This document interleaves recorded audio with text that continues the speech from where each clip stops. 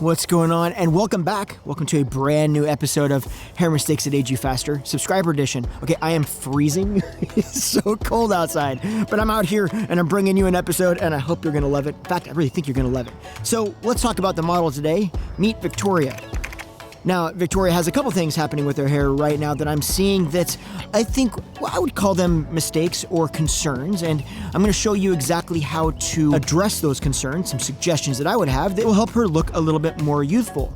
So, yes, if you're new to this particular series, it's pretty simple. People send me photos and I walk through the concerns in their hair and then how they can modify them. Then I show you what it would look like if they actually took my suggestions and modified their hair like that so that you can visually see exactly how these suggestions would impact them. And then at the very end of the videos, I usually give you some sort of curveballs, some different hairstyles or things that they could do with their hair that I think would look fantastic. And at the end of this video, I'm actually going to share those curveballs with you. And I'm going to tell you exactly what I personally would choose for Victoria's hair. But yeah, like always, the choice is Victoria's, and we always love to hear your ideas. So throw out what you think she should do. We'll talk about that in a second. So with that said, should we dive into some mistakes? I think so. Let's do that. Oh. And by the way, if you're new to me, you're probably wondering why is this guy out in the middle of the woods talking about hair? And as always, I always say that's a valid question.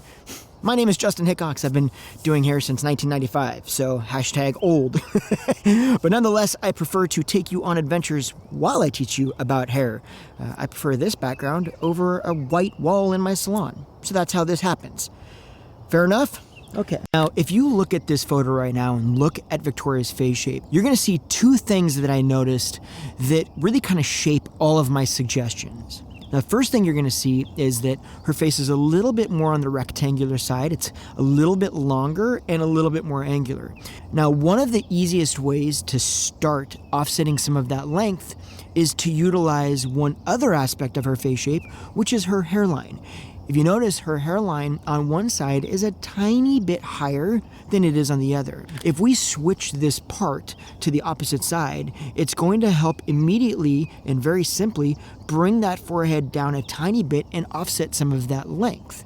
It's a pretty simple and fast way to make a pretty substantial difference. Okay, mistake number 2 is that the layers in the front, or the length in the front, is just a little bit too long, and it looks to be a little bit overlayered.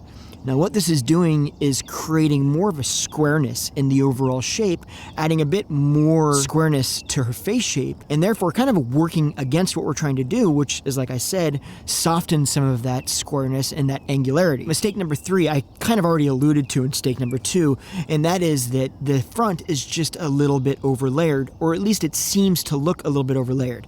Now when you look from the profile here, what you'll see is that with this amount of layering in the front, it has a tendency to kind of shatter that front, making that front look a little bit thinner, and therefore making her hair look a little bit on the thinner side. Now, little side tip here, if you have finer or thinner hair and you want it to look more dense, what goes around the perimeter, so this line right here, if you take that length shorter to wherever that is strong, your hair is going to have a tendency to look a lot fuller and thicker. So just keep that in mind. But yes, right now it just seems to be a little bit over-layered in the front, and that isn't really supporting any sort of volume or shape in the areas that we want volume or shape to be to accentuate the things about Victoria's face shape that we want to accentuate. Now, mistake number 4 is that there's a little bit too little volume on top. Now, when you couple that with the extra volume on the sides, the volume on the sides is creating an illusion that there's even less volume on top, and both of those things working together is creating a much more square and angular shape, which again goes back to the whole problem of trying to offset some of the rectangular or squareness in Victoria's face shape. So with all of those said, let's move locations here, and then let's talk about the suggestions so I can show you exactly what it would look like if we modified the concerns the way that I'm suggesting to modify them. So you can see, you know how it goes, so you can see, okay, that view doesn't suck, but I'm still freezing. Weird. Oh, but before we take off here and start moving to another location, I want to share something really exciting with you. So this year, my wife and I have a lot of big changes happening, and a lot of those changes are going to affect this channel and potentially you. So this year, we are actually going to be doing quite a bit of traveling around the United States. Yes, and some of that traveling we are thinking is going to have an impact on you because I'm thinking about doing some hair in different states. So I'm thinking we're going to go visit, doing a little long road trip, and we're going to visit some places, and we're going to stop into some salons, and I'm going to spend a day just in that area, just cutting your hair. That's the plan. So if you want to be part of that, or if you want to be notified when we're going to be gone and where we're going to be and all that stuff, and throw your name in there so that you can get contacted to maybe get your hair cut, you're going to want to go ahead and click on the little link that's in the description so that you can jump on that email list so that we can notify you. Okay, so let's show you exactly what these suggestions are going to look like if Victoria takes them.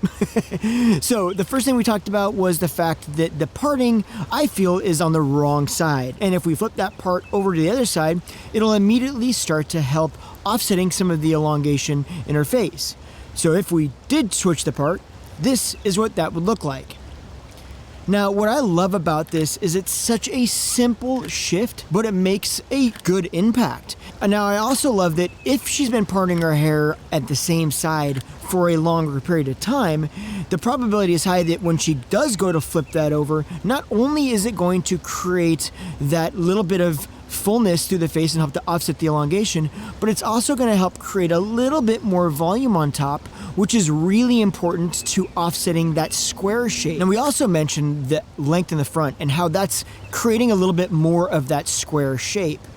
So if we take some of that length out of the front, this is what that looks like.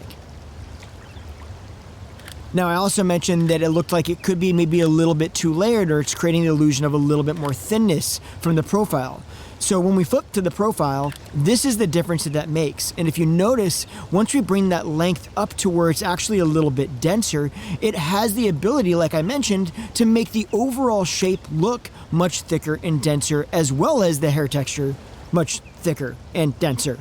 Now, while this is all starting to look a lot better, we're still struggling a little bit with the squareness in the overall shape, like I mentioned. It's not accentuating any of the beautiful features that Victoria could be accentuating and really showing off. If we add a little bit of extra volume in the top, around the crown, this is what that looks like. Now we're in a place where the eye is being lifted up the shape and accentuating Victoria's cheekbones and bone structure. The great part is that simply moving the part, like we talked about earlier, that alone will help encourage the volume on top. And because hair is an optical illusion, once we create more volume on top, it'll help create the illusion that there's less volume on the sides. But with those said, let's talk about some curveballs. Now, one thing I noticed about Victoria's overall hair texture is that it could be a texture that has a tendency to not grow long very well. So the sides, if you look at this profile shot here, that could be layering, and I believe that it probably is a little bit too layered on the side, but it also could be a situation where certain textures, just as they grow longer from the hairline, just don't really get thicker and they don't support length very well. So with thinking about what the curveball could be, there's a lot of different lengths that could look good on Victoria's face shape, but my concern is that if her hair doesn't get length well in the front, it's going to hinder some of the overall shapes as we go longer. So I want to give her some options of stuff that I believe she can immediately move into that she might really like. I love this shape because Victoria could obviously wear shorter hair, and I think we've seen that as we've gone a bit shorter in the suggestions. But this really shows off her features. One of my favorite things about this, though, is that she literally could get pretty much all the way to this look simply by tucking the front behind her ears. Now, obviously, I've taken the back a tiny bit shorter, and I believe that that tapering helps to lift the eye a bit. But either way, it would be a great option as it really tapers the hair in around her cheekbones, which accentuates this line that follows the cheekbones and therefore accentuates those cheekbones a lot. And it also brings your eye up the shape. And now this next curveball is totally different, but here's the thing. That's part of the reason we do these curveballs, is I want to show you something that is different from what's going on currently, and another option in case you do really want to switch things up.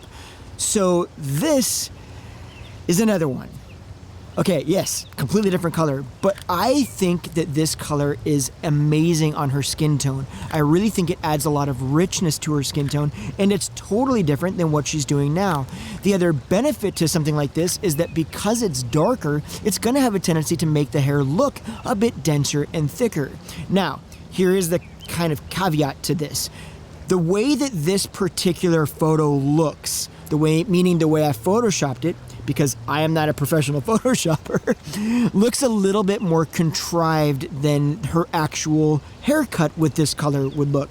So take with a little bit of grain of salt, if you will, the overall appearance. This kind of looks a little bit more helmety in essence, and that's not really what would happen. But the overall hue or tone, that's what I want you to pay attention to, and how it changes her skin tone. Massive, massive difference. Okay, but I told you at the beginning of this video that I was going to give you my thought on what I would choose. So if it were me, Victoria, this I think is what I would do if you came into the salon. I would go for the middle length because I think that it is a similar length range to where you're at right now, but I think that it really helps enhance some of your beautiful features, and I really think it gives you a little bit more of a youthful feel, but at this particular length range. Part of the reason is because we can always cut more hair off. It's obviously much harder to put it back. So if you're feeling like you really want to change, I think a color would be a solid way to go with that little bit more of an auburn feel. I really do think that it accentuates a prettiness within your skin tone, and I really think it adds a lot of richness. Now, guys, to kind of back up this a little bit, part of the reason that I threw that curveball of color in here is because it looks to me as though Victoria's already doing color. So this isn't a massive stretch. We're just changing the color that she does. And as far as the grow out goes, her natural color is actually relatively close to both of the color that she has now and the auburn that I'm talking about. So the line of demarcation, or the grow out line, wouldn't be ridiculously different either way. So both are an option. So that's my opinion, but you know that I'm always curious about your opinion. So what is it? Should she go auburn? Should she go short? Should she grow it longer? I could be off on that. Don't think I am, but I could be off. But what do you think? Comment below. And otherwise, don't forget, hit that subscribe button if you're loving these videos or loving this series. And yeah, looking forward to hearing what you say. So I will see you in the next video. See you next Tuesday. I'm gonna go ahead and enjoy that, because you know, it doesn't suck, right? Come on.